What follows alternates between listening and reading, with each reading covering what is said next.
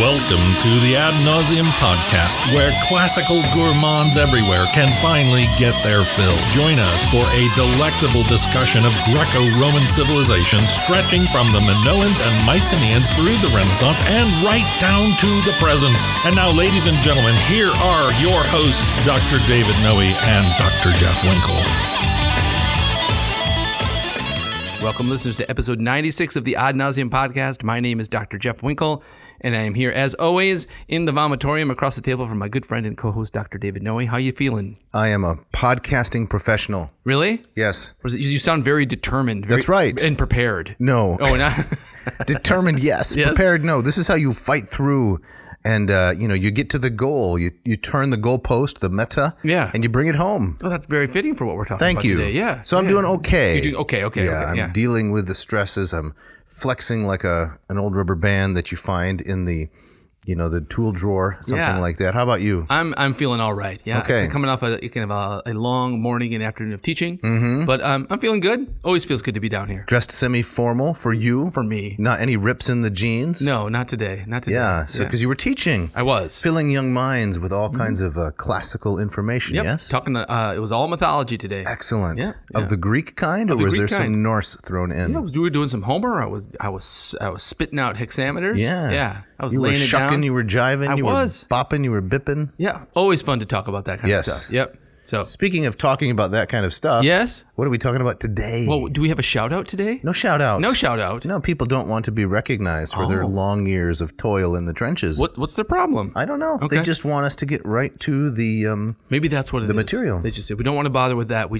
can't wait to get to it. Yeah. So what are we talking about today? We're doing our second look at book 5 of the Aeneid. Yep. So hopefully we can cover the second half of this. And so more games, more contests, more prizes. Okay. More fire. Right. More destruction. Do you have a working title? I was hoping maybe you'd share with the audience the working title for this episode, so that when we reveal the real title, who says this isn't going to be the real one? Right. All right. So maybe the co-host, they will ooh and ah when they see Winkle really pulled it out, gave this thing a great moniker. Okay, you put a lot of pressure on me right now. Of course, that's what I do. Well, it was very difficult looking at what I wanted to cover, what we want to cover today, of trying to find something that encapsulates all of it. Yes. So I came up with Games and Flames. Games and Flames. Yeah. Here's another also ran. It's about Aeneas, and it's games. We could call it the Olympics. That's terrible, isn't it? Terrible. That and Games and Flames are in the same category. Exactly. So now that we're the pressure. Now we have this on tape. We have to. That's right. We The have to pressure rise is above. on. I have no idea. Okay. Well, we have a little bit of time. All right. When I got to say, what's doubly makes it doubly difficult is that I wasn't crazy about this half of the book.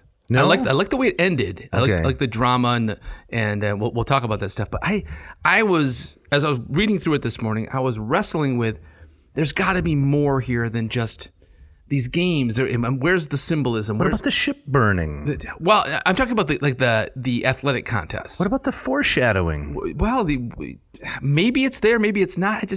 I was falling into that trap of what we were talking last time. A lot of people see this as fluff, as filler, and I need you to convince me that I'm wrong about this. So now you're the bad cop. I guess so. Usually you're the good cop, I know. The optimistic one, the shot glass half full. All right, and maybe we'll see things as we go through this, but I was looking, okay, where's this going? What does this mean? What is this pointing to? Maybe see things that aren't really there. Yeah, well, you're going to have to redeem, I think, a lot of this for me. All right, but we have an opening quote, correct? Yes. Shall I read it? Yes, this is from G. Karl Galinsky. Yep. The AJP, right? The American Journal of Philology, if I'm not mistaken. 1968, long before either of us, debuted in this world. That's right. And what does the author say? Well, it's from talk about mediocre titles. This is from an article called Aeneid 5 and the Aeneid. You don't like fully descriptive titles? Well, I mean, that should come after the colon, right? That's true. Aeneid 5 and the Aeneid. Right. I'm not feeling great about G. Karl. Okay, but well. I thought this was an interesting quote. All right. And most of it isn't even from G. Karl. So he writes, the fact that Vergil makes Aeneas land in Sicily twice, which I think we commented on that last time. Yeah, you didn't like it. I didn't like it. Has often been criticized as awkward. For this still influential opinion, It may suffice to quote the remarks of H. Nettleship. No, that I like. Yeah, H. Nettleship. Nettleship. That's right. It's almost Harry Potterin. Right, and I wonder what the H stands for. Or the G before G. Carl. Well, I think the H is for Horatius. Horatius Nettleship. Oh, that's a name. That is a name. That's like someone who, went down in the Civil War. Right, exactly. Oh, I like that. And Nettleship writes, it is difficult to suppose that so awkward a combination as this can have entered into the original plan of the Aeneid. So he says, there's no way, Vergil, this was not in the final outlines. That is so arrogant, It is, frankly. isn't it? Yeah, I mean, the great, probably, other than Homer, the greatest poet ever. Right. And maybe the most famous epic, maybe even eclipsing the Homeric epics. And he has the gall to say, this wasn't Vergil's original plan. Well, I mean, it does speak to that issue, which we haven't really covered, is to what degree is the epic unfinished? Right. Right. So maybe we can give Horatius a break here. Okay. All right. Going on. As things now stand, it might occur to the reader that the fifth book of the Aeneid would naturally have followed the third, as the sixth might naturally have followed the fourth. Vergil had not, probably at the time of his death, harmonized the Sicilian and Carthaginian episodes in a manner satisfactory to himself. I don't know. I'm not buying that. It's so easy to play, Monday morning armchair poet. Right. Right? Yeah. I just don't buy it. Yeah, exactly. This is coming off very arrogant. Okay, right? but Galinsky continues, Yes, right? he does. Yes, a closer look, however, at the descriptions of the Trojans' two arrivals in Sicily suggests that they were carefully designed to contrast with and thus to complement each other. So he's pulling it away from Nettleship. That's right. No. Let's go this way. In Book 3, by virtue of the efforts of Palinurus, the Trojans are able to avoid the dangers of Scylla and Charybdis. Vergil here follows his Odyssean model, with one important exception. Anchises, and not Aeneas, who is the counterpart of Odysseus, remembers the earlier prophecy about these monstra. According to a pattern of landing which R.B. Lloyd has so perceptively analyzed for Book 3, the Trojans then land in Sicily, Fessi, and also Ignari. Okay, yeah, exhausted and ignorant. Right. So Galinsky pushes back and says, no, there's a frame here. There's a purpose for linking these two episodes. Right? The Trojans learned something. They've changed from one stop in Sicily to the next one. Okay. Right. So I'm in favor of that. I am in favor of it too. Right. I'm still kind of hedging about the ultimate purpose of Book 5. Right. But the two stops in Italy thing doesn't really bother me all that much anymore. No. So what are we going to give the listener today? What are they going to receive if they put in the hard time, the blood, sweat, and tears of listening to this podcast? We're going to come to some kind of conclusion of the place and purpose of Book 5. Okay. And I think I'd like to come to some kind of conclusion that is it filler, or is this part of the grand, wonderful, united, harmonized plan of this great poet? Yes, of this genius. I'm going to tend, here I'll tip my hand, I'm going to tend to the latter explanation. Yes? Even before considering the evidence. Well, in terms of giving Vergil the benefit of the doubt. Exactly. Yeah. Okay. Because in a time when everyone is contrarian in terms of tearing down the great artistic accomplishments of the past, yes, I want to err on the other side. And so maybe that leads me to a little bit of occasional interpretive blindness, right? I my prejudice is it's great just because it's old. Yeah. No, I gotcha. Not entirely accurate, right? But it's a reaction to it's terrible because it's old, right? Which prevails so much in discussion of these things. Very well said. Even the observation that the purpose of this book is to be a lull before the next storm. I find that persuasive and perfectly acceptable. Yes. Right. That works as a device on its own terms. Right. That doesn't make it fluff. Exactly. Right. So after the montage, where the hero gets into excellent shape, you don't go immediately into the action. Right. There is a little bit of a lull where he's down at the coffee shop or something, and then the action breaks in unexpectedly. Exactly. You don't move from the montage to the climactic battle scene immediately. Right. So it never happens. You don't see Rocky punching the slabs of beef in the butcher shop, and then next shot he's in the ring with Dolph. Right. I'm glad you brought that up. Oh, really? Yes, because unbeknownst to you, I queued up a little theme music. You did? Yes, that we're going to deal with when we get to Dares and Entellus. Oh, I think I know what is it. I'm not going to say. All right. Okay. The listener has to do the hard work again. The blood, sweat, and tears of the listening. Punch some meat. Gotcha. All right, so we're giving them theme song. Yeah. We're starting out with foot race. Foot race. Then Then we have boxing match, and then archery contest, and then some ridiculous, just a ridiculous Trojan game. I still don't fully get myself. Yeah, it's like that terrible game. Is it Sorry or Trouble? Oh, they're both terrible. Where the dice is trapped in the plastic globe. The Pop-O-Matic. I can't even think about it without a sense of revulsion. Even as a kid, I hated it. Why do they put these dice in the globe? Is that supposed to be fun? You didn't enjoy the pop? The sound? Yeah, no? I got over it after the second pop. Gotcha, right. So you're equating Trouble, the board game, to these Trojan games. Or Sorry, I can't ever keep them straight. They're both horrible. They're both terrible games. I think it was the tendency in those days to name games after, emotions? Right, exactly. Trouble, Sorry. Sorry you have to play this game. What happened to Racco? Exactly. No, that's the classic. That's right? a game you can sink your teeth into. Exactly. We're getting ahead of things. Dan. All right. So and then after Racco, after Trouble, archery, after the Trojan Games, whatever it is. Then we got ship burning, and then an unexpected and grim death. Yes, exactly. Our friend Palinurus. Right. See how I brought it back down to the the macabre. It did in the dulcet low tones. Thank you. Yes. So last week we covered the ship race, right? And we got to get to these other events. Yes. And I'm hoping we can find something. I'm hoping we can find something more than just the lull, a necessary lull before the action. I want something kind of deeper. I want something that shows me that Vergil has kind of connected a number of dots that might not be just ultra apparent on the surface. Yes, we're going to find that. Okay, for sure. Let's do it. And I think we should start with some reading of the Latin as the foot race commences. What do you think? Let's do it. Okay, so this is line number 286. Okay. 286, and it goes like this. Hoc pius aeneas miso certamina tendit, gradramine in campumquem collibus undique curvis, kingebant silvae mediaquin vala teatri, circus erdrat quose multis cum milibus herdros, conse su medium tulit extructoque resedit. Hic qui forte volent rapido contender recursu invitat perdiis animos et praemi opponent. We're almost to the names of the individuals here. And an unfinished line. Undique conveni untel crimix tique secani nisus et el realus primi. Unfinished line, number 294. So one of it's a handful, right? Jeff. What? Usually after that you say something like, very nicely done. Oh, I'm so used to it. Come on. Sorry. Very nicely done, Dave. Thank you for noticing. I was too distracted by the unfinished line. All right. There's a handful of these in the Aeneid, right? Yeah, a couple dozen maybe. Right. And when some people talk about the unfinished nature of the Aeneid, I'm of the opinion that's really what that means. Mm-hmm. Not necessarily there's these grand things missing. Correct. Right. A few unpolished lines. Right. Shall I give the Lombardo translation Let's hear of that? it, please. This contest done, that refers to the ship race. Pius Aeneas strode to a grassy field ringed by hills that formed a natural stadium. Reminds me of kind of Olympia. Yes. That's what I picture here. Yep. And thousands came with him. Here the hero took his place on a raised platform and invited all comers who had enough spirit to compete in a sprint for the prizes set forth. A crowd of Teucrians and Sicanians stepped up to enter, first and foremost, Nisus and Euryalus. Yeah.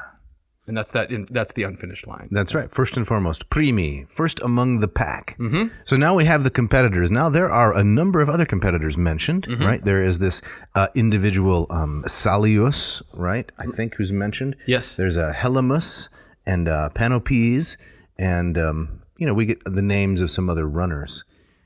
Yeah, and I think it's interesting that Vergil at the end of that list says, and many more whose names oblivion hides, which is how Lombardo translates. So there are many more that he can't even get to the names here. Right. Yeah. Yeah, forgotten by this point. Mm-hmm. And then we get this really wonderful kind of play-by-play. Yeah, the Vin Scully, as you were saying. It is another Vin Scully when he talks about the... Should I read the Lombardo translation? Well, before, I would love that. But before, let's just talk a little bit about track and field. Because last time we were saying that one of our favorite sports for both of us are the track and field events. Definitely. And I have to say far more the track than the field. Oh, I love them both. You do? I do. It's hard for me to get into shot put, hammer throw, and javelin. I like the jumping. Like the long jump and the high jump. Okay. I find the pole vault fascinating. The pole vault is fascinating. I'll grant that. Right. But they don't move fast enough for me. Really? I don't want to wait around for 8 people to go through the pole vault to find out who won by a quarter inch. Right. I want to see 9.95 or something like that. I gotcha. They blaze down the track. I totally hear. I hear, and I really like one of the things I really like about track and field is the original the original purpose for these was if you could do these things well, you would be a great soldier. Of course. And all of track and field is based on military training. 100%. Right. And so the Olympic Games was a way of doing war without doing war. Exactly. Right. But they were connected to virtues within the communities. Right. So that's I like that kind of thing better than, say, ping pong. Okay. Right. What is the skill of ping pong? What does that relate to? You say it's detached from normal life? Yes, I do. I love ping pong. Okay. I'm pretty good at ping pong. Oh, really? But I've never used my ping pong skills. I've never applied that. No ping pongery. Well, it's based running and jumping. I mean, come on. Yeah, but it's based on it's table tennis, so it's based on real tennis, which also has no everyday application. Exactly. Unless you're the parent of multiple children and you're trying to get them all on the bus at the same time. There you go. Maybe that's where that comes into play. There's some analog. Right. So games with that that involve kind of chasing a ball around, hitting it, throwing it, rolling it. Right. I can enjoy, but there's something kind of just raw and primal about track and field. It's the most basic human activity is running or walking. Yeah. Right? And anyone can compete. You don't need any special equipment. You don't need any special training. You're not going to do very well if you don't train. Right. But it is very basic. Mm-hmm. And it's interesting that the Greeks and Romans, to my knowledge, never developed any ball sports. They didn't, did they? No. And other cultures, that one might consider primitive, at least ancient, like the Native Americans, they developed something kind of like a lacrosse akin to lacrosse. Right. A high-speed, brutal, highly skilled ball-based game. Mm-hmm. Nothing like that. I've never thought about that. And I don't know why. Right. Yeah. I don't know why. Lacrosse wasn't really practiced for war, so far as I know. Right. Some of the skills probably transferred, but they didn't have that. They didn't have it. I mean, they threw things. They just didn't chase after them once they threw it. That's correct. Yeah. So, I love track and field. It's interesting that we've known each other for this long. We've never kind of shared that that affinity. And like Aeneid Book 5, we live in the golden era of track and field. In our lifetime, we have had Usain Bolt and Florence Griffith Joyner, Flojo, and now Shelly Ann Fraser Price, this Jamaican woman who is just unbelievable how dominant she is in that sport. Yeah, it's incredible. Yeah, it is. It's amazing. I think I prefer sports that are measured in distance and time. Then totals. Then like a referee or a judge, which becomes the subjectiveness makes me like go a little bit Despite the fact that you like baseball so much. I do like baseball a lot, right? But I think my favorite sport to watch is track and field. Mm-hmm. We may be getting a little far afield here. We might. So let's bring this back around. But unlike the competition with Nisus and Euryalus, the competitions that we've mentioned, they mostly have happy outcomes. There's a loser, there's a winner, but someone is a champion. This has a grim element. This does. A grim and ugly undercurrent. Right. And I think that's when we talk about maybe foreshadowing tragedy to come. Maybe that's where this fits in. Right. So can I read a little bit of the Kresak, the Len Kresak translation? Yep. As Aeneas speaks to the crowd, he says, Aeneas spoke out to them, "Take these words to heart and mind. You shall have a prize when you depart. To each 2 steel-headed Gnosian arrows brightly buffed, and a chased axe with double blades to carry off. All these for every man. The first 3 places, though, with more, and wear pale olive wreaths about their brow. A courser well caparisoned goes to first place. Next earns a quiver full of arrows made in Thrace, an Amazonian quiver hanging from a wide gold belt that's jewel-clasped. Third should be satisfied to carry off this Argive helmet." Again, just acknowledging how difficult that is to put this into rhyming couplets. Yes, right. Yes, it is. Yeah. So he spoke, each took his place, and at the sudden signal broke, sprinting from the start line, like storm clouds they burst forth. Focused, every man thought he would finish first. It's Nisus flashing far ahead of everyone. So that's the beginning. Nisus. He takes off. Yes, the young man of the two. And he is quite literally the front runner. And how does the action develop Vin Scully-like from that point? All right, shall I pick it up with Lombardo's? Yes, please. So, next, but far behind was Salius, and trailing behind him, Euryalus ran third. Helymus was in fourth, and hard on his heels was Diores, leaning over his shoulder. In a longer race, Diores would have passed him, or they would have finished dead even. They were in the final stretch, tiring as they came up to the line, when Nisus had the bad luck to slip on a patch of grass wet with the blood of slaughtered oxen. Sacrificial gore. Right. He was already celebrating his victory when he lost his footing and fell face first into the filthy gore from the sacrifice. All right, now maybe this is just me, but I can't help but to picture the scene, read the scene, and not see a little bit of kind of dark comedy in it. And I don't know if that's Vergilian, But the fact that he reminds me of a running back, kind of hot dogging before he actually reaches the end zone. Oh, yeah. Where's the moment where you fumble, right? And just the fact that he slips and just wipes out as a kind of almost physical comedy there. Yes. But I don't know if, like, from a Roman perspective, if they would have seen the kind of the ridiculousness of that scene. Well, right? I don't know. I can't say. You are much more, I think, in favor of dark comedy than the average individual. Maybe. The Coen brothers, right? Yes. Are I'm sure your favorite filmmakers. Without a doubt. Yeah. Yeah. So I think they would have been in mind of what's coming in Book 9. So it's dark, but it's not so much comedy. Now in Book 9, we'll deal with it when we get there. Nisus and Euryalus die in a midnight raid, and it's a bloody, gory mess. And this anticipates it. So I think it's kind of disgusting that he slips in what he slips in. Yeah. But it foreshadows the coming doom in Book 9. Right. So can you explain more for the listener? What does this mean to slip in sacrificial gore? Well, I think it certainly has kind of the whiff of sacrilege about it, right? In a poem that is so interested and invested in rituals being done correctly and by the book, to slip in the gore of a recent sacrifice seems, even though it seems Vergil presents it as accidental, right? It seems it's like Actaeon stumbling upon Diana. It's about the guy who holds to steady the Ark of the Covenant as it falls off. It's just kind of like there's nothing. There's an innocence about it, but a line has been crossed. And it's almost like, okay, he's going to pay for this. Right. That's how I see it. So this was a sacrifice that was done in the meadow, right? Nisus does not know it's there, but maybe the sacrificer, the sacrificant, didn't clean up after himself. Is that implicit? Is all of the entrails, the intestines of the animal supposed to be consumed on the altar?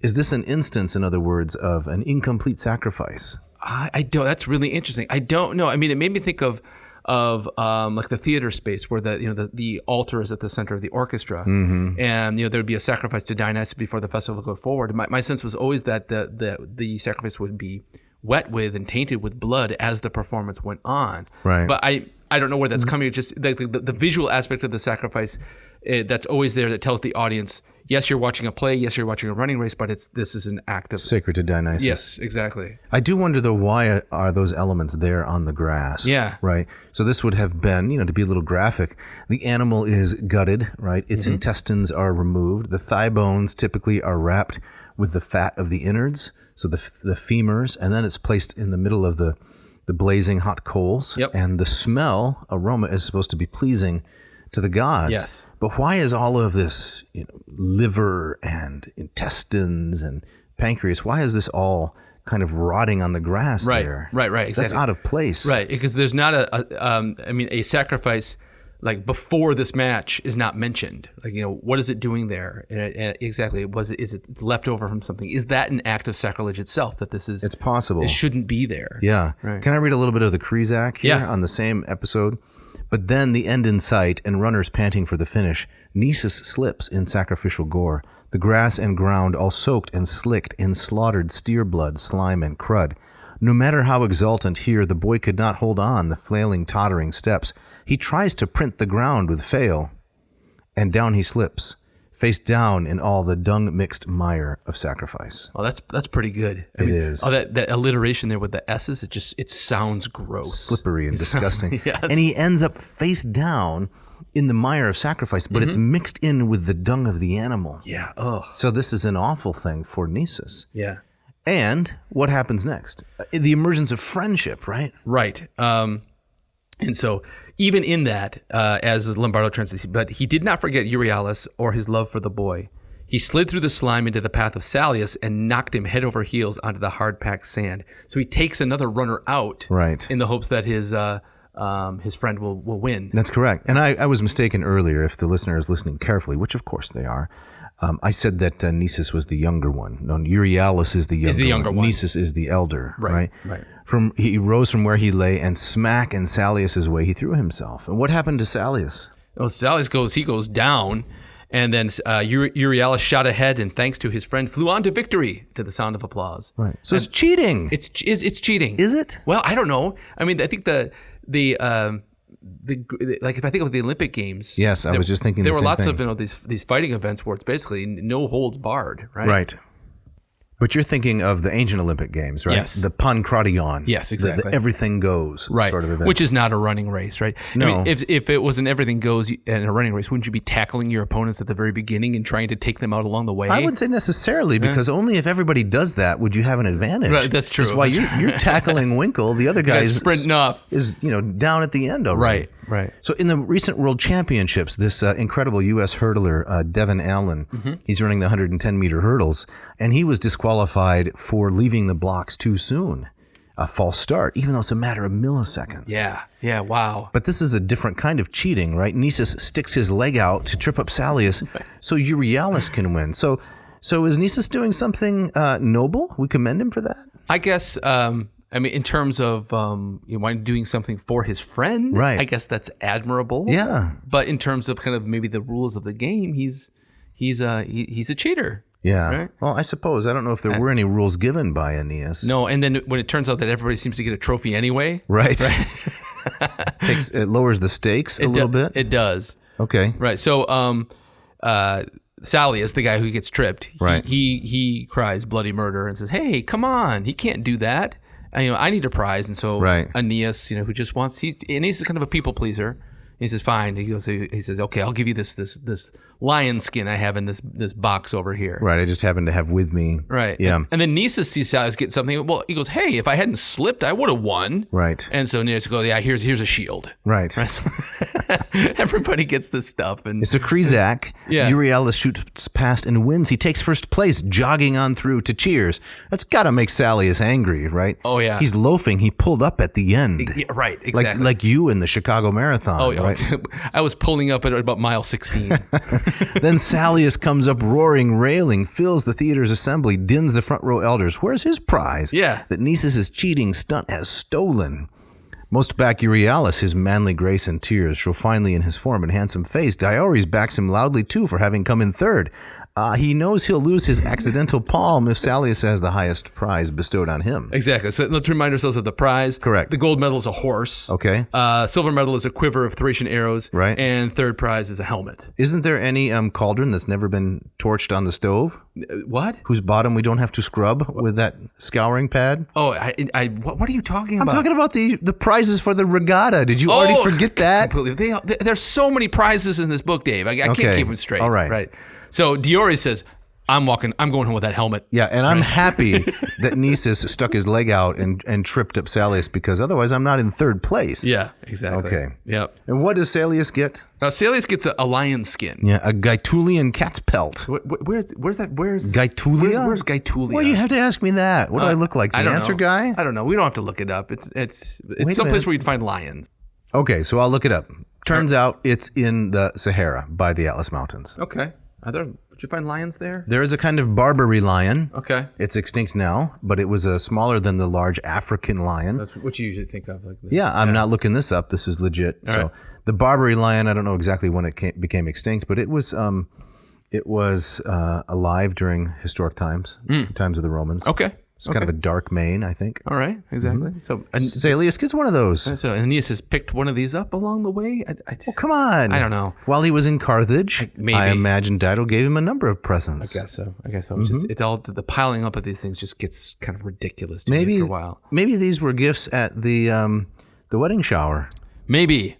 Okay, I'll buy that. You thought of that? Yeah. So we got to keep moving, Dave. Okay.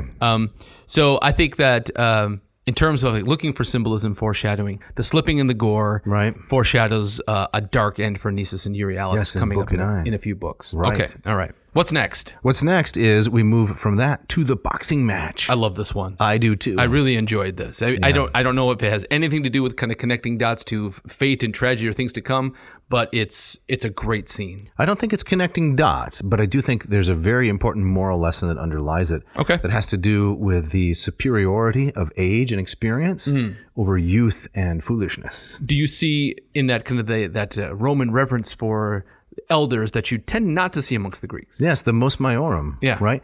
What is morality? It's what our ancestors have always done. That is the Roman answer, right? Right. And so the elder boxer Entellus, is it Entellus? Entellus, yes. Yeah, Entellus, the descendant of Hercules, he represents age and experience and wisdom.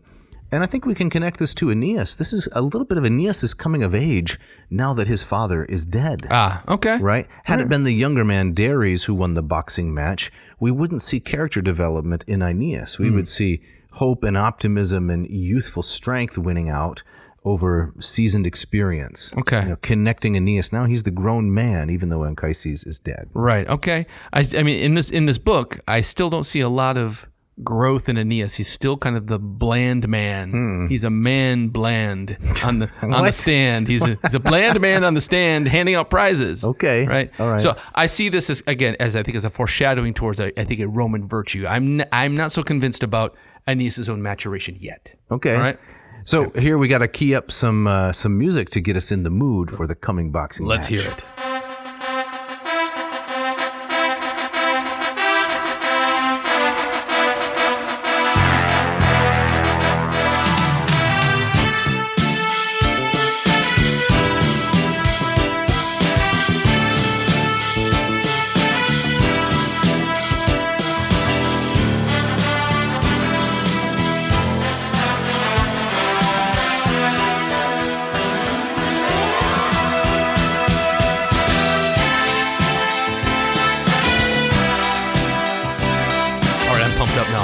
The steps of the Philadelphia Art Museum. Yeah, and you want to drink some glasses of raw eggs, don't you? And punch some butcher meat. Yeah, yes. and shout for your vaguely Italian affianced or wife. There you go. Yeah, there we go. Right. You had to do that. That's some great 70s music there, don't you think? Man. You can even feel a little bit of that disco swing in it too, right? Yeah, you can. Yeah, right. So if you're sitting still to that, I think you're made of stone. Right, with your fish trapped in your shoes, your disco shoes.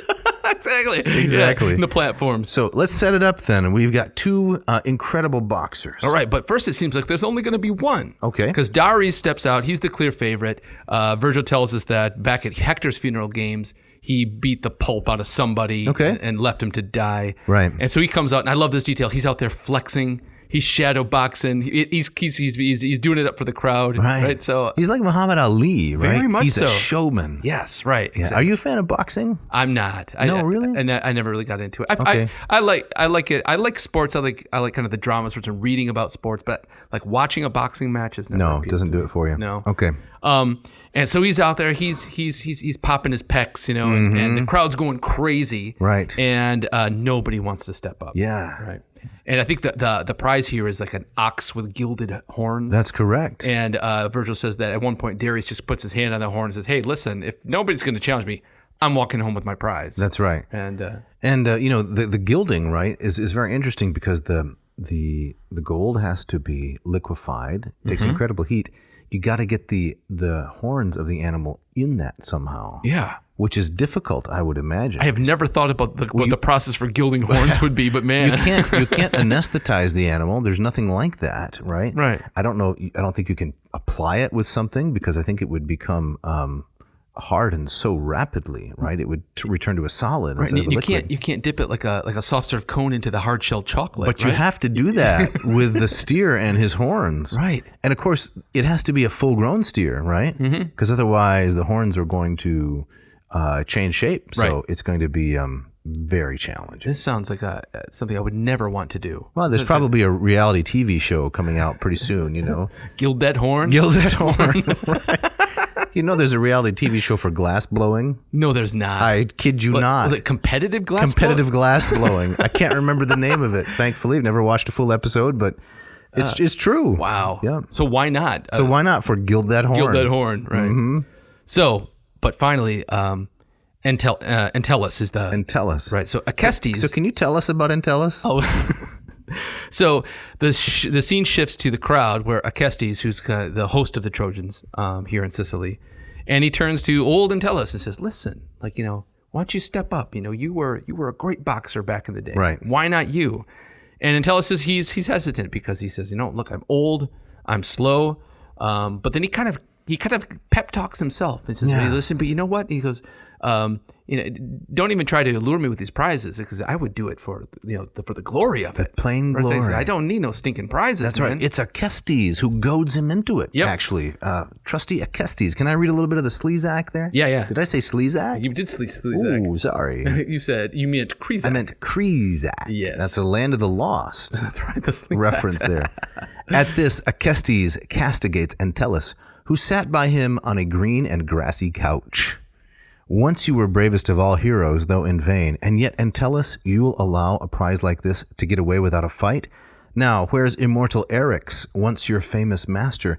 What of your heroics, known through all Trinacria, your spoils suspended in your house?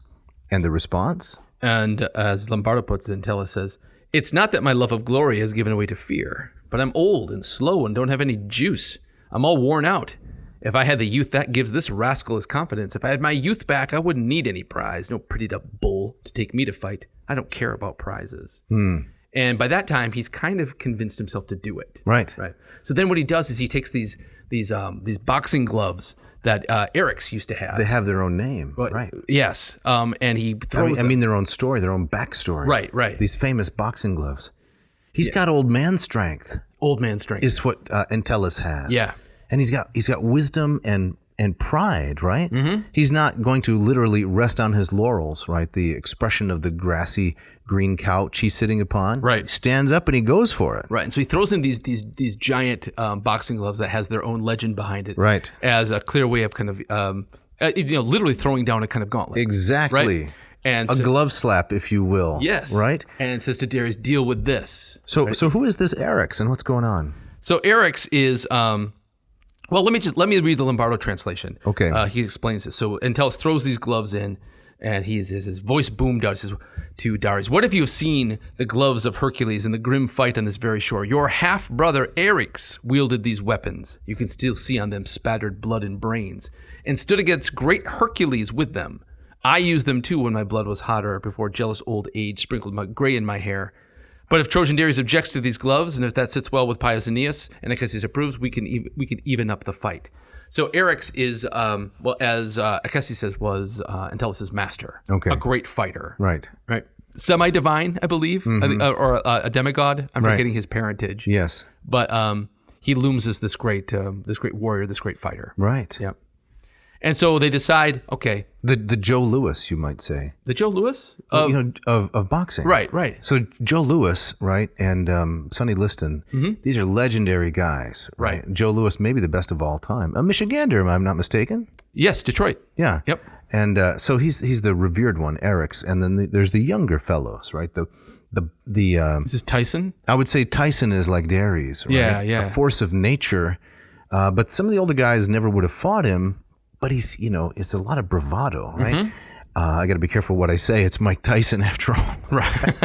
If you listen to some of his interviews, he says, I'm Attila the Hun. I'm Alexander the Great. He's got this long list of classical references and historical references, Yeah. I don't know if he really knows a lot about these individuals. He's an educated man. But there's just tremendous bravado. This is Darius, right? Right. And then Entellus steps forward. Yes. And says, "We'll do it without gloves." We'll do it. He said, "We'll even it up." So they both I think a pair of gloves for each of them that are very similar are brought out for both men, and so they're both wearing similar gloves. So he doesn't have the big lead-lined, massive clubs that Eryx used to wear. Right. So it evens it out, at least to the degree of the equipment that they're using. Okay. And speaking of equipment, yes, it's time for the ads.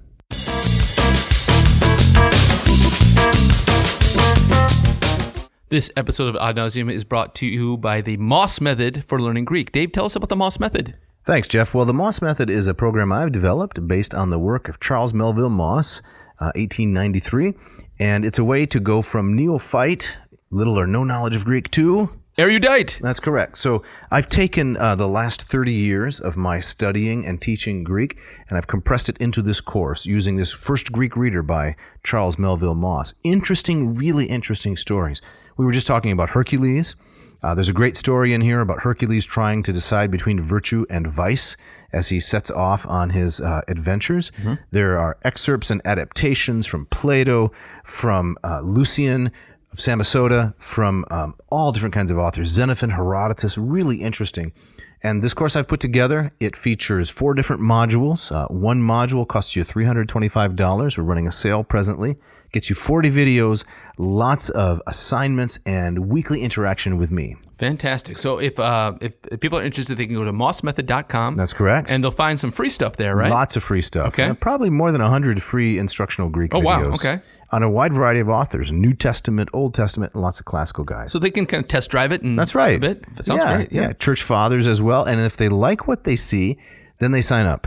Fantastic. And every Friday, what do they get? They get them office hours, right? That's correct. So they meet with your kind of ne'er-do-well assistant. Yeah, my right? flaky. No, that's not. They meet you. No, they meet with me personally. That's the right. ne'er-do-well me. Yeah. And we look at New Testament. We look at classical authors. We look at Homer, Sophocles, whatever you want. Really, it's a time for anyone who's in the course to meet over Zoom and form some good friendships, people all over the world, and ask questions. Fantastic. Mossmethod.com. Check it out. This episode is also brought to you by the good people at Ratio Coffee.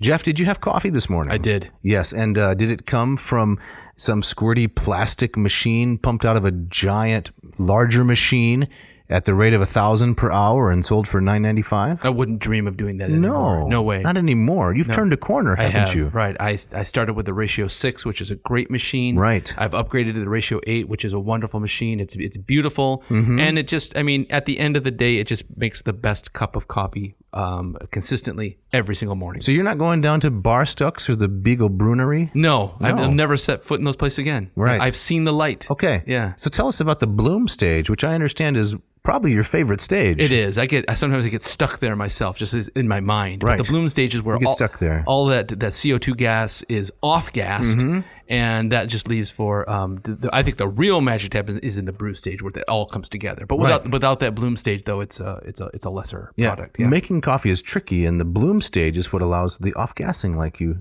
said. So let's say that the customers are interested. The audience, I should say. I've already turned them into customers. They're interested in checking out this coffee, but they're not familiar too much with the stages. Maybe they need a kind of coach, maybe like a stage coach. Could you do that for them? Coach them through the stages? Yeah. Right. Well, you've got 3 stages. You got the bloom, the bloom, the brew, and then it's ready. It's very simple. And how many buttons do you have to push to get this ratio to work and get rid of the brackish tang? It's one tap. One tap? You brush your finger against it, and the whole thing sets in motion. And you got to stand there and watch it and fiddle with levers and so forth? Not at all. Okay. Right? If it's fascinating to watch, but you can step away, and within minutes you have your perfect cup of coffee. You come back. Yep. I had a great pot this morning. Nice. Delicious coffee made in my Ratio 8. Yes. Oyster color with walnut accents. Fantastic. So let's say the listener wants to score one of these heirloom type of machines. What should they do? They should go to ratiocoffee.com, RATIO. You can find your favorite machine, the 6 or the 8. You put in this coupon code, ANCOV4. All right. And that will get you 15% off either machine. Check it out. You will not regret this. You won't. This episode of Ad Nauseam is also brought to you by Hackett Publishing. Hackett Publishing celebrating this year their 50th anniversary with their offices in Indianapolis, Indiana, and Cambridge, Massachusetts. These guys are my favorite publisher around. They've got such a huge, wide selection of every corner of the classical world you could ever be interested in, as well as many other different disciplines and historical eras from around the world, from religion to philosophy to art, architecture, literature. Hackett is the place to be. Dave, what do you like about Hackett? Well, many of the same things that you mentioned. I like the broad sweep of titles that they offer. I like the fact that they're inexpensive. I'm a classicist, right? That's where I earn my bones, as they say. But I like the fact that Hackett has such a breadth of things to read. So I'm looking at the website right now, 7 Myths of Military History. By a guy named John Hostler, and right next to it, Women in Colonial Latin America. That's a really interesting subspecialty. Yeah. And I like to read lots of classics, but I also read around a little bit. Right now I'm reading something about the establishment of the British Empire, Sir Francis Drake and so forth, and I like to read adventure stories and such. Hackett has pretty much all of that you could desire. Yeah. No, I echo all of that. And listener, if you want to take advantage of this, check out hackettpublishing.com. That's HACKETT publishing.com. Just search around their huge selection, find what you want, and in that coupon code box, type in AN2022, and you'll get 2 wonderful gifts. You'll get 20% off your entire order, and you'll get free shipping. Yes, check it out. You will not regret this either. No.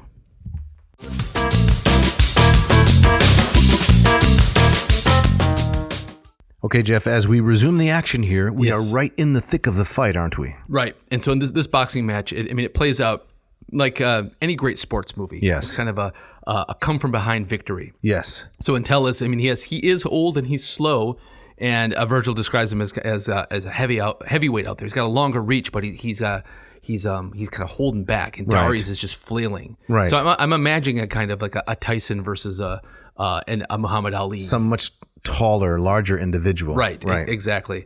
And it reminds me of, Ali had the strategy, the rope-a-dope strategy, where he could take all these punches and it wouldn't affect him that much, and he just let the other guy tire himself out. That's right. And then you just come at them like an atom bomb. Yeah. Fly like a woodpecker, sting like a mosquito. That his? That's exactly what he said. Okay. Yeah. Then father-like, Anchises' son, I'm reading from Kresak, found equal boxing gloves for both and tied them on. Quickly, those dreadnought fighters balanced on their toes and put their fists up high, prepared for deadly blows. Dodging each punch, they keep their heads aloft, back far, while hand to hand, they mix it up and start to spar. Relying on his youth, one dances round, dissembling. That's Darius. The other, bulking, massive, strong, is slowed by trembling knees. His big frame shakes, he gasps and pants in pain. Right, so it looks like it seems to be clear the way this fight is going. It's curtains for Entellus. Yes, youth is going to get it in the end. Right. They launch 100 hasty blows, but all in vain. Rib cages rumble, chests drum down the punches rain. As fists go flickering around their ears and brows in bunches, hard rights rattle both their solid jaws. Yeah, that's good. You ever been in a fist fight? In elementary school. Yeah. But not really since then. No. Neither have I. Apparently to get punched in the face by another individual, to be really punched solidly in the face by bare knuckles. Yeah. That's apparently a really shocking experience. Yes. And I'm glad to say it's never happened to me. Me either, right? Mm-hmm. No. I can never see myself getting into the ring. Maybe after we wrap up this episode, you and I can go a few rounds. Spar out in the parking lot. Right. But then Entellus comes back. Okay. Right. And he starts. This is Lombardo, right? This is Lombardo, right? So Entellus showed a high right hand and stepped in for a hard downward blow. Darius saw it coming and twisted out of the way. Entellus spent all of his force on the air and fell heavily onto the ground. So Vergil uses the symbol of a pine falling to the ground. And the crowd gets on their feet. They're shouting. Well, read us some of the simile. Okay, like a vaulted pine uprooted and falling to the ground on Erymanthus or great Mount Ida. So a big tree falling back home. Trojans and Sicilians were on their feet, their shouts reaching the sky. Acestes ran out to lift his old friend from the ground. But the great hero was unfazed by the fall and returned to the fight with even more spirit. Here he comes.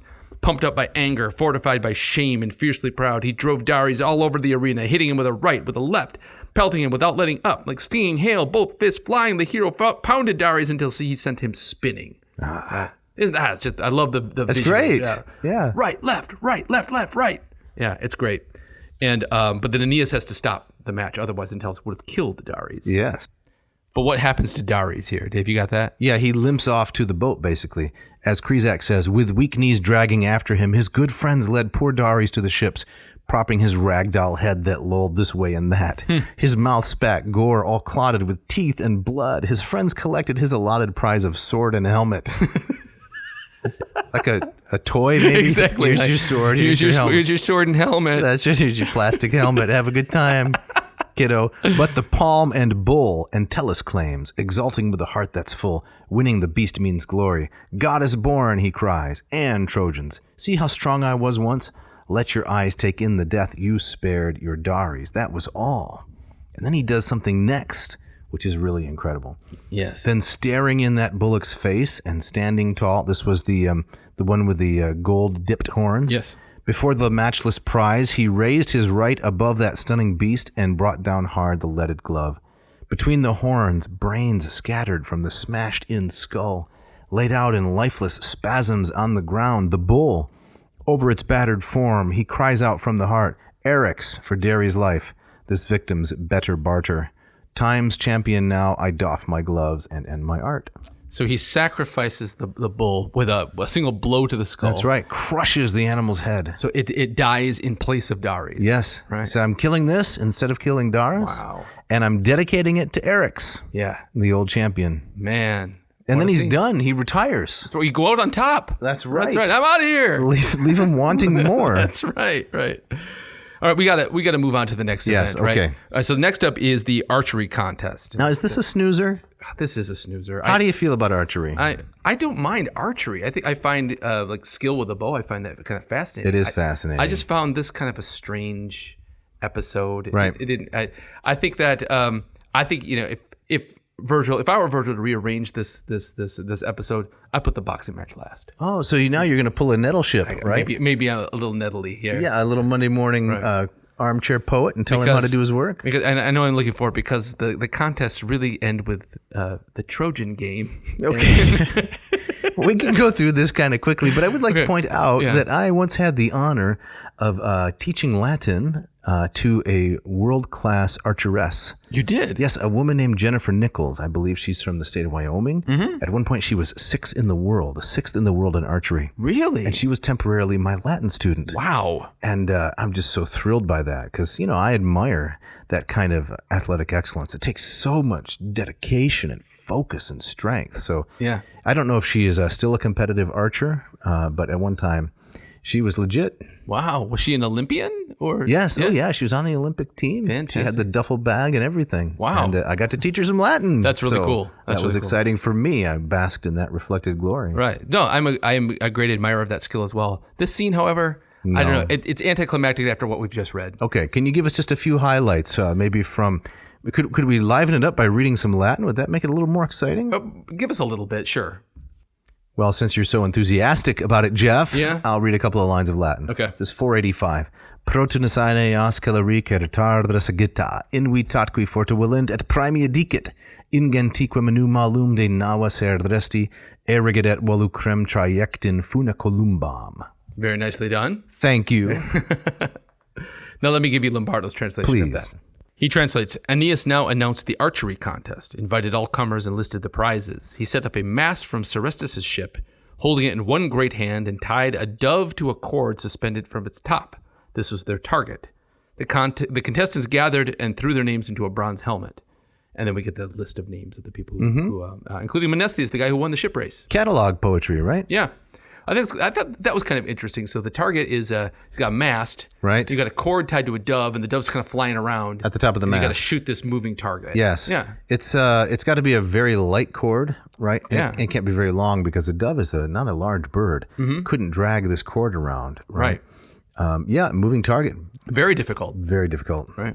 You do any shooting sports? I had a grandfather who I'd shot skeet with. Okay. And I always thought that was a lot of fun. It is fun. Those clay pigeons. Yes. Right. Great fun. Mm-hmm. Great fun. Never did much bow shooting. No. How about you? I did some bow shooting when I was young. I had a recurve. Right. I've never was a successful hunter with it. But I did a fair amount of archery practice shooting. Enjoyed it a lot. Damaged a lot of hay bales. Oh, I bet you did. So they take turns firing at this thing. Let's see, and Eurydion, one of the contestants, he's the one who shoots the dove, and it falls to the ground. And so you would think, okay, he's the clear winner. Right. Contest over. But what happens next? Well, what happens next is the surprise, and that is Acestes, right? Mm-hmm. And so he shoots an arrow into the air, and it bursts into flame. And there's no logical reason for this thing to burst into flame. So it's clearly a divine omen. Right. I think Vergil even says that it's a mystic portent in days to come, as Lombardo translates it. But that also kind of puzzles of what? What is this? I mean, does this? I can't think of where this comes back. Comes into play later on? Yeah. And I thought maybe could it be, in a dark way, kind of foreshadowing the burning of the ships that comes a few lines later? I think it's that Acestes is going to become a famous Sicilian and the founder of that town, Egesta. Is that that's the best I can come up with. Maybe a more learned listener, more learned in Vergiliana, can tell us. Right. But Aeneas feels compelled that even though Eurydion shot the bird, because of this omen, Acestes should get the first prize. And Eurydion agrees. He says that's fine. He backs off. So this is how Chrysac takes it. He hugged Acestes full of joy, this is Aeneas, then filled his arms with gifts. Take these. Olympus's king has willed you special honors, father, as this sign has shown, and you shall have such prizes for your very own. as venerable Anchises once possessed, a bowl bestowed on him by the Thracian Chrysias, the whole work chased with figures. Thankfully for you, it doesn't go into an elaborate description of what those figures are, because we know you don't like the ekphrasis. I like a good ekphrasis, but All I mean, right. enough is enough already. All right, as a pledge of amity and fit memento from his friend. Gotcha. So Acestes gets a bowl with a chaste edge. A chaste edge. Yeah. Okay. Like you put Cheerios in there, maybe popcorn, Right. ice cream on a Saturday evening. An all-purpose chaste bowl. That's right. Yeah. Okay. And then what comes next? This to me, this is the big anticlimax. It's the Trojan Game. It's a parade. It's not a competition, right? No. It's a lot of strutting about in armor and riding on horseback. Yeah, it's not sorry, it's not trouble, it's not life. What game is this? It's not even the ungame. It's the Trojan Game. Right.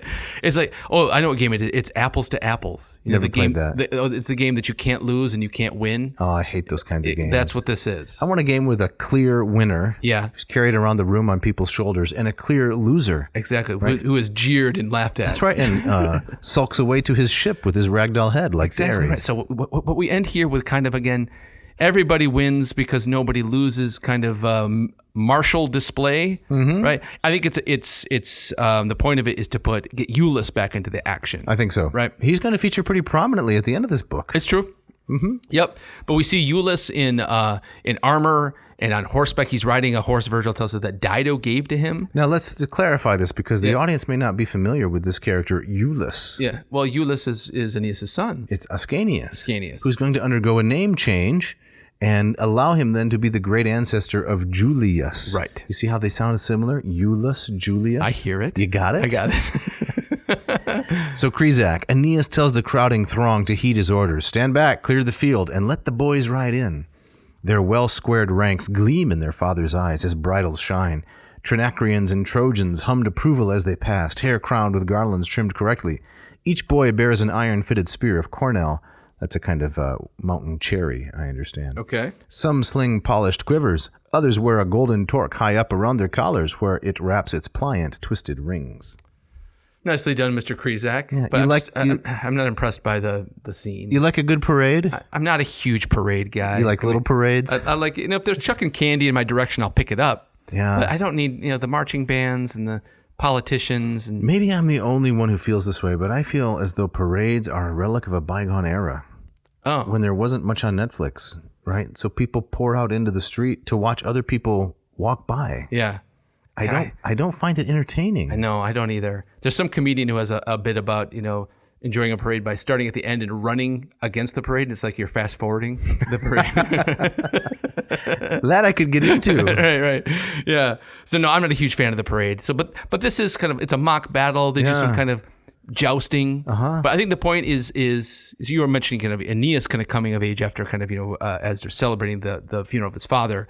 I think Iulus too. We see him in military gear for the first time. Right. And I think it makes the reader ask, well, okay, how old is this kid? He's also got to kind of carry the mantle of his father now. 12, 13-ish. That's it? He seems much younger when the story begins. He seems like a toddler, really. Because he's on Dido's lap. Yes. Right? And so that I was trying to picture, this some kind of like a first grader on a horse. Right? No. No, okay. But he's the son of a hero and the grandson of a goddess. So the typical kinds of chronology and biology don't apply. So he hit his growth spurt fairly early. Well, I'm just saying we're asking questions of the epic that the poet doesn't really care exactly. about. We don't need. Yeah, we shouldn't ask them. No. Yeah. So what happens next when they trot out here on their ponies? Well, I mean, there's so much trotting and ponying. Come on, I Jeff. want to talk about this. Can I read a little bit of the Chrysac? Okay, All right. please. 3 mounted groups formed out of double quarry all rode in.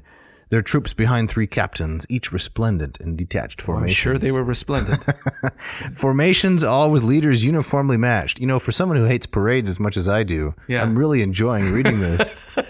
One happy battle rank is led by little Priam, who carries on your line his famed grandfather's name, Polites, forebear of today's Italian race. He's mounted on a dappled white-flecked horse from Thrace. Seems more and more like a fashion show, doesn't it? It is totally a fashion show, right? Or it always strikes me also kind of the annual, or back in the Soviet Union, Right. The May 1st, the tanks and missiles Yes. parade, right? Yeah, and the Moskva's coming out Right. into Lenin Square there. Yeah. But it is an opportunity for Vergil to kind of look forward now. So because it's not about Anchises anymore. It's certainly not about Dido. It's about where this whole thing is going. And so I think it anticipates book 6 in the vision and the visit to the underworld, where we get a true vision of kind of the Rome to come. Well said. Right? You pulled a lot of meaning out of that. Okay. Incredibly. Even though what they're doing is riding around on tiny motorcycles like the Shriners. That's right, exactly. So it's a ridiculous image, but it points to something fairly deep. Right. People are holding their corn dogs and cotton candy. Right. And so Vergil tells us that the Romans to this day will play this Trojan game. And in Lombardo's translation, they call this game Troy, or they call it the Trojan Troop. Yeah. Right. And it's the Ludi Troiani, right? Right. Celebrated each year in Rome. Some apparently vague historical connection to Troy. Right. So and Vergil is capitalizing on that. Yes, exactly. He's pointing towards Augustus. A little bit of fan service. But when this ends, the fun and games are over. That's right. And Vergil tells us, then fortune shifted. And now it gets dark. Oh, I like the change in your dulcet tones. Thank you. So now the next big set piece. Yep. Juno conspires to burn the ships of the Trojans and trap them in Sicily. Anything to keep them from Italy, the boot of Italy, I should say. That's right. Yep. Even though she knows it's fated that Aeneas will win in victory, she's going to try to interfere with fate and stop the ladies in their El Camino so that it doesn't roll on. That's right. So even if the fate comes true, we're going to make it as painful as possible. Exactly. So what's her plan? So she sends Iris down, the goddess of the rainbow, who's kind of your feminine counterpart to Mercury, right? Okay. And she disguises herself as an old woman, Beroe, and she starts telling the old women there, says, we're just going to pack up and move again? When is this ever going to end? Right. Why can't we just build the city here? What's wrong with this? Acacius is taking us in. Let's stop here. And to make sure that we stop here, let's burn all the ships. I think there's a little bit of gender-based comedy here. You think so? Yes, I do, because there is a type, of the guy who really, really wants to make it far on the trip. Right, we're leaving at 6 a.m. Yeah, and we're not stopping until we get past Nashville. Maybe we'll even make it to Atlanta. No bathroom breaks. No bathroom breaks. Yeah. We're just gonna what's the big hurry? Well, we got to get there. We got to make good time. Making good time. Yes. Right. And sometimes the wife, the mom, is saying, "Well, can we stop for lunch? Yeah, the kids need to stretch their legs. Can't they run around the rest area? No, we gotta go. We're making good time. That's right. So this is a familiar trope, isn't it? It is. Yeah, and it's playing on maybe some of the not entirely unbased. See how I qualified that? I hear it. Some of the not entirely unbased gender stereotypes of men wanting to accomplish things, even if they're trivial things, right? And women caring more about people's feelings and needs. Okay. Stereotype. Yeah. No, I see that here. So are you seeing a kind of dark comedy in this, or just kind of... Yes, I am. Okay, all right. A little bit, right? So the appeal that Juno makes to the women through Beroe is one that, lands because there's some truth to it, right? What are they concerned about? They're off there with their sports and their athletics, and they're pounding each other with their boxing gloves and so forth. But meanwhile, the needs of the women and children are largely on the shelf. That's right. And Vergil's, I think, astute enough to see here's an opportunity to advance the plot and entertain the audience. Yeah. Because it resonates. It's a great scene. Yes. It is. So a woman named Pyrgo, which is like fire gal, right? I think she's the flooring person, isn't she? The flooring person? Isn't that a brand of high-quality laminate flooring? Pyrgo, install it yourself. Right. So she sees through the disguise because she says, I just saw Beroe 10 minutes ago. This is not her. Right. And then Iris reveals herself, and the women become terrified, and because it's a divine visitation. So they see this as kind of sanctioned, and they start getting fire everywhere they can find it, from cooking hearths, fireplaces to altars, and they start to torch the ships. Right. And this is what the men discover to their horror, that the fleet is on fire. Yeah. So I thought it was striking that the women do to their own ships what the Trojans could never do to the Greeks during the whole of the Trojan War. Yes. And so another historical resonance that I don't think we really have time to develop, but I think is significant, is that in that first Punic War, right, between Romans and Carthaginians, major naval defeat of the Romans at Drepanum. Oh yeah, right off the coast of where this takes place. Oh my goodness. Something like 1,000 ships, 250 men on each, some enormous number of casualties. Yeah. And the Romans had to rebuild the entire navy from scratch, right? Which they did in something like 18 months. Wow. And thereupon defeated the Carthaginians. But this huge naval battle and the destruction of ships would have had a kind of suggestiveness for a Roman audience. Yeah, that's really interesting. Yeah, I do wish we had time to kind of explore that further, but we don't. We got to keep moving. That's right. So Aeneas prays to Jupiter. Jupiter sends a soaking rainstorm, which puts out the fires, and only a few ships were lost. And on the advice of his a guy named Nautes, he says, "Listen." To Aeneas, he says, "Let's leave the people who want to stay. Let's leave the infirm, the elderly, the weak behind. Acestes will take them in, and maybe leave as many behind as those lost ships would have held." Okay. And that's the compromise that's struck. Right. So while you were talking so eloquently, I double checked on some of my facts and figures for this battle I was describing. Yeah. And like many ancient historians, I grossly exaggerated the numbers. Oh no. Yeah. So it was 249. It was off Drepanum, right? Modern day Trapani. But somewhere between 100 and 130 ships went down. 20,000 men killed or captured. Wow. Okay. Still a big number. That's huge. But it's not the numbers that I had originally. Right. Still very, very interesting. Yes. And I'm sure there's a lot more of those resonance too. I think so. That we've probably missed along the way too. Right, and that maybe even all individuals would miss because there's not enough information about the location. Yeah. Available today. Exactly. So what plays out next after Nautes says, "Leave in Sicily, as many as the destroyed ships would have carried." Right. And then the fire is doused, right? Mm-hmm. Because of piety on the part of our man Aeneas. Yes. And how does this play out? Exactly. Well, Jupiter puts the ships out. Right? Okay. And that's just Deus ex machina, pluvia ex machina, rain from the machine. It gets rain from the machine, right? That's a good band too. Right? Rain against the machine. There you go. And then he has a vision of his father. Okay. And Anchises shows up and basically tells him, it's very short, but he tells him, you need to come to the underworld. Okay. And you can see me. He says, I'm not flitting around like Achilles in Book 11 of the Odyssey. I'm in Elysium. Right. And you need to come. The land of the blessed. You need to come and see this. Right. And you're gonna meet me again, but you're also gonna get to see where you're going, where all of this is going. Yes, a lot of important information for the completion of your adventure. Exactly. Your quest. Exactly. There's one little final detail though before we say goodbye to Book 5, which is and descend into the underworld of Book 6, and that is the much anticipated death of Palinurus. Right. So Palinurus is the helmsman. Correct. We see him at the beginning of this book. He's the guy that does the steering. Yep. Right. He's the one that got them safely to Sicily, but he's the sacrifice in the end here. So Dave, how does this play out? So as we were saying at the very beginning of the book, remember he's standing on the deck. They're leaving Sicily, and the storm is raging, and he says, "This doesn't look good. This doesn't bode well for what we're doing." They arrive safely in Sicily, and then at the very end of Book 5, basically he's tossed overboard because of a conspiracy of Neptune. Yes. All right, Dave, can you read the last 3 lines of the book? Yes, right. So this is 869 through 871. Multa gemens casu quanamum concussus amici, o nimium cae let pelago confisa sereno, nudus in igno ta palinurdra Jacobus harena. Very nice. Thank you. And Lombardo translates this as when Aeneas sensed the ship was drifting without its master, he steered it himself through the midnight waves, sick at heart, lamenting the loss of his friend. O Palinurus, you trusted the sea's calm too much, and now your corpse will lie naked on an unknown shore. Not very sad. So he's picked up and scooped and tossed into the ocean, his body lost unburied. Yep.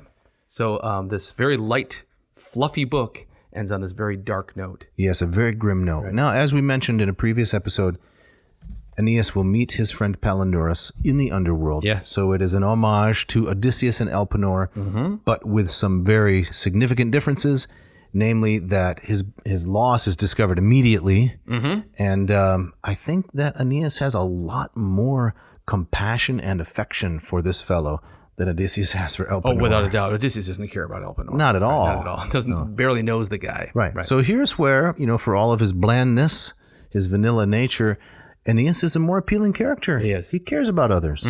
Exactly. So we'll watch that further develop. Okay, in Book 6. Yep. Well, Jeff, we got to get out of here, don't we? We do. And as always, we got people to thank. Yes. Mishka for all the hard work she does putting this together. Yes. To Scott Van Zen and Ken Tamplin for the great music. Great music. Yep. Check out their website. See if you want to learn some guitar like Scott or how to sing like Ken. You can find their names online pretty easily. Yep.